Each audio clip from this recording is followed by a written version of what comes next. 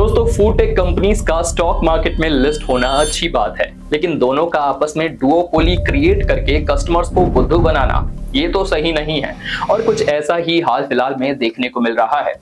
आपको पता होगा कि जोमैटो की तर्ज पे अब स्विगी भी इंडियन स्टॉक मार्केट में लिस्ट हो चुका है और ओरिजिनल प्राइस 390 से ज्यादा 420 पर इसकी ओपनिंग हुई है। इससे पता लगाया जा सकता है कि किस तरह से स्विगी पर लोगों ने भरोसा जताया है। साथ ही में 11,300 करोड़ से ज्यादा का अमाउंट स्विगी ने इस आईपीओ से रेज किए हैं ताकि वो अपने ऑपरेशंस को और ज्यादा एफिशिएंट बना सकें।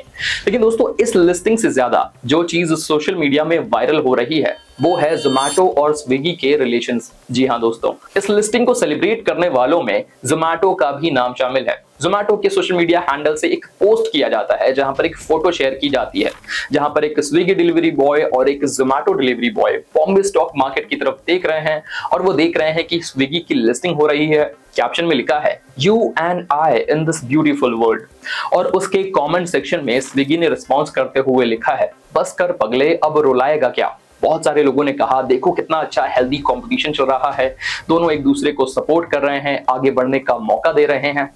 लेकिन एक बड़ा कॉन्ट्रडिक्शन तब सामने आता है जब शार्क टैंक सीजन 4 की शुरुआत होने वाली थी और एक्सपेक्टेड था कि जोमैटो के फाउंडर दीपेंद्र गोयल को एज अ जज इसमें इन्वाइट किया जाएगा, लेकिन वो उसका हिस्सा नहीं रह पाते क्योंकि स्विगी ने इस शो को स्पॉन्सर किया था और स्विगी ने रिक्वेस्ट किया था कि दीपेंद्र गोयल को शो का हिस्सा ना बनाया जाए। और इसीलिए बहुत से लोग कहते हैं कि भैया इन दोनों के बीच के जो रिश्ते हैं काफी हद तक कॉम्प्लिकेटेड हैं, क्योंकि एक तरफ तो ये बहुत ज्यादा फ्रेंडशिप दिखाते हैं, दूसरी तरफ दीपेंद्र गोयल को शार्क टैंक सीजन 4 का जज बनने से भी रोकने में स्विगी का हाथ सामने आता है।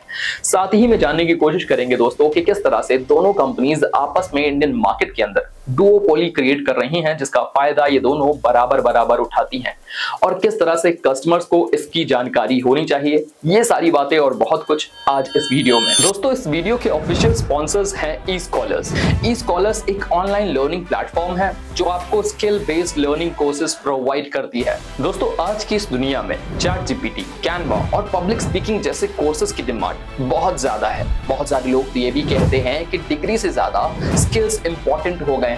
इसीलिए अगर आप एक स्टूडेंट हैं, एम्प्लॉय हैं या फिर कोई बिजनेस ओनर है, इन तरह की स्किल्स को सीख कर आप अपनी लाइफ को अपग्रेड कर सकते हैं। इसके लिए escholars.in आपको ऐसे ही skill based courses affordable prices में मुहैया करवाती है।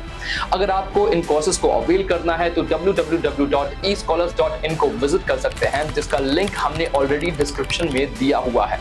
वहां जाकर आप इन्हें एक्सेस कर सकते हैं। बढ़ते हैं वीडियो में आगे। दोस्तों, साल 2021 का समय था जब जोमैटो इंडियन स्टॉक मार्केट में एंट्री करता है और तब से लेकर अब तक यानी कि लगभग 3 सालों के दौरान में जोमैटो का शेयर डबल हो चुका है। एक्सपर्ट्स का मानना है कि ये जो डबलिंग हुई है स्टॉक मार्केट में, इसके चलते जोमैटो की स्टॉक मार्केट में आने वाली परफॉर्मेंस एवरेज आउट हो सकती है। शायद इसका ही फायदा स्विगी ने उठाया और जोमैटो के लिस्टिंग के 3 साल बाद अपनी कंपनी को स्टॉक मार्केट में लिस्ट कर दिया। और एक्सपर्ट्स अंदाजा जताते हैं कि जोमैटो की जो वैल्यूएशन है ये भी काफी बढ़ चुकी है, जबकि स्विगी की वैल्यूएशन अभी थोड़ी एवरेज के तौर पे देखी जा रही है, जोमैटो से तो कम ही है। वहीं पर अगर हम बात करें स्विगी की परफॉर्मेंस की, तो स्विगी अभी एक लॉस मेकिंग कंपनी है, जबकि जोमैटो प्रॉफिट में आ चुकी है अगर उसके पिछले कुछ क्वार्टर्स को हम ध्यान से देखें तो। इसलिए भी एक्सपर्ट का मानना है कि स्विगी अगर मार्केट में बनी रहती है तो आगे चलकर इसमें पोटेंशियली ग्रोथ होने की उम्मीद है। खास बात यह है कि दोनों ही कंपनीज आपस में नेक टू नेक कंपटीशन करती हैं, फिर चाहे वो फूड डिलीवरी का बिजनेस हो या फिर कोई कॉमर्स का बिजनेस हो। जोमैटो के पास है ब्लिंकिट जो कि लगभग ब्रेक इवन पर आ चुका है, यानी कि उसको अब लॉसेस का सामना नहीं करना पड़ेगा। साथ ही में स्विगी के पास है इंस्टामार्ट और अपना जो फूड डिलीवरी का बिजनेस है, लेकिन उसमें भी अभी स्विगी लॉसेस ही फेस कर रहा है। माना यह जा रहा है कि इंस्टामार्ट यानी कि कोई कॉमर्स बिजनेस की ग्रोथ आगे चलकर फूड डिलीवरी बिजनेस से ज्यादा हो सकती है। इसलिए भी लोगों ने उम्मीद जताई है कि जोमैटो और स्विगी के जो बिजनेस मॉडल्स हैं ये आगे चलकर काफी सक्सेसफुल हो सकते हैं। और दोस्तों, वहीं अगर Indian food tech delivery market की बात करें तो साल 2023 के अंदर ये मार्केट $4.5 बिलियन का था। खास बात यह है कि हर साल कंपाउंड एनुअल ग्रोथ से इस मार्केट का साइज 25% के हिसाब से बढ़ रहा है, यानी कि CAGR के हिसाब से देखें तो 25% मार्केट का साइज हर साल इंक्रीज करेगा। और इसके जो डोमिनेंट प्लेयर्स हैं उनके लिए गेस करना कोई बड़ी बात नहीं है। पहला है जोमैटो जिसके पास मार्केट का 55% शेयर है, दूसरा है स्विगी जिसके पास मार्केट का 45% हिस्सा है। अगर दोनों कंपनीज के रेवेन्यू की बात करें तो स्विगी ने मार्केट से कमाए 5,700 करोड़ रुपए, जिसमें हर साल के मुकाबले इसमें 40% की ग्रोथ देखी गई, यानी कि ईयर ऑन ईयर बेसिस पे स्विगी ने 40% ज्यादा रेवेन्यू जनरेट किया। वहीं पर जोमैटो की बात करें तो जोमैटो ने 6,300 करोड़ रुपए का रेवेन्यू जनरेट किया और इनकी जो ईयर ऑन ईयर बेसिस की ग्रोथ थी ये 68% या उससे ज्यादा की थी। दोनों कंपनीज के लॉसेस की बात करें तो स्विगी ने लॉसेस झेले 1500 करोड़ से ज्यादा के, वहीं पर जोमैटो के लॉसेस काफी कम थे, सिर्फ 450 करोड़ रुपए। इस हिसाब से भी देखा गया कि किस तरह से जोमैटो की जो ग्रोथ है वो स्विगी को आउटपेस करती जा रही है।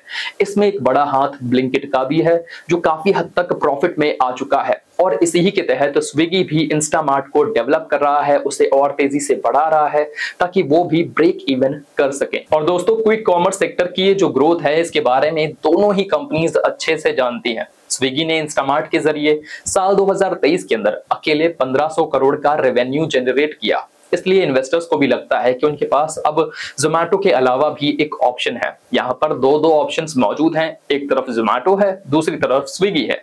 लेकिन क्या हो अगर मैं आपसे कहूं कि ये आपकी चॉइस नहीं है बल्कि मजबूरी है। वो कैसे?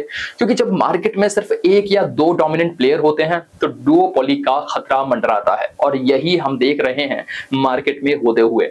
दोनों ही कंपनीज में से जो भी अपनी प्लेटफॉर्म फी बढ़ाती है, दूसरी कंपनी उसका बहाना लेते हुए अपनी प्लेटफॉर्म फी बढ़ा देती है।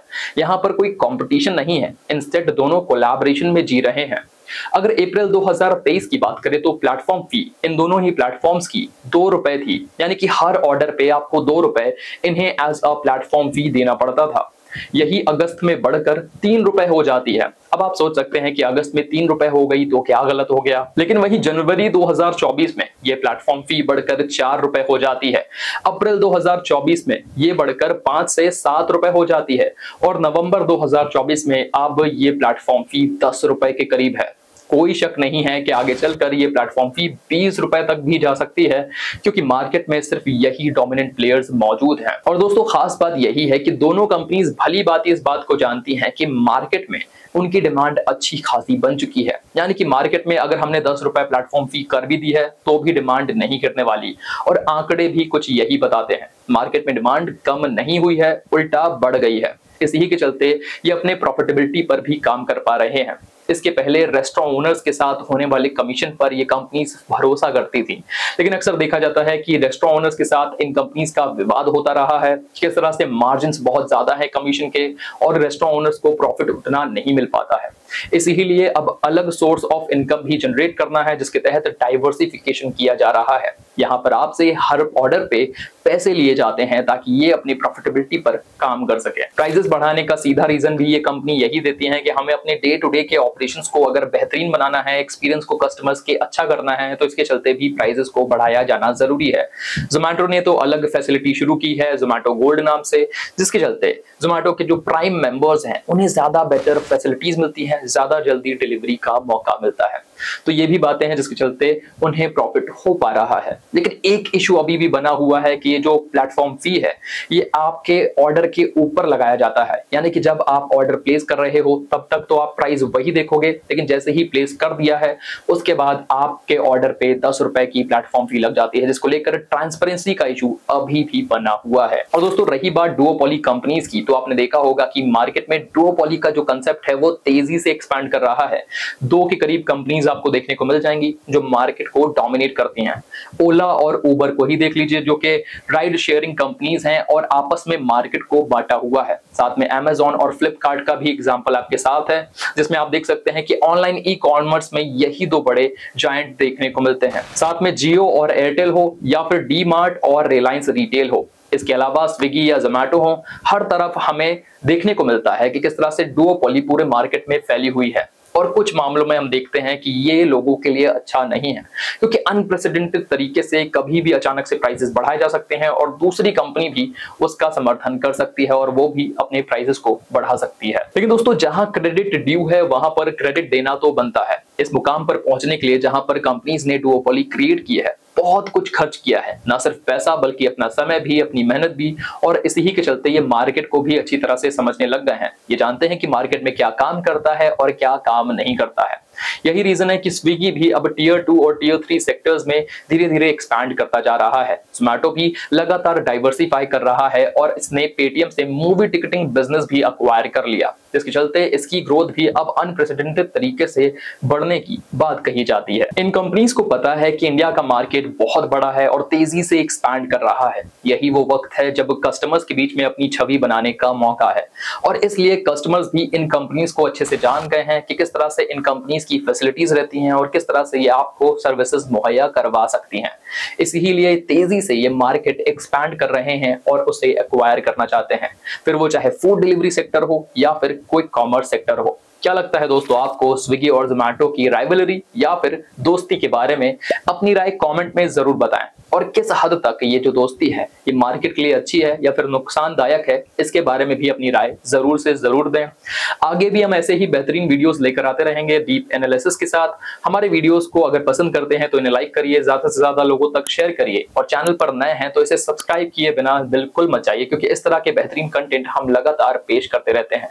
मिलेंगे और भी बेहतरीन वीडियोस के साथ, कंटेंट के साथ। तब तक के लिए शुक्रिया और बाय टाटा, जय श्री राम।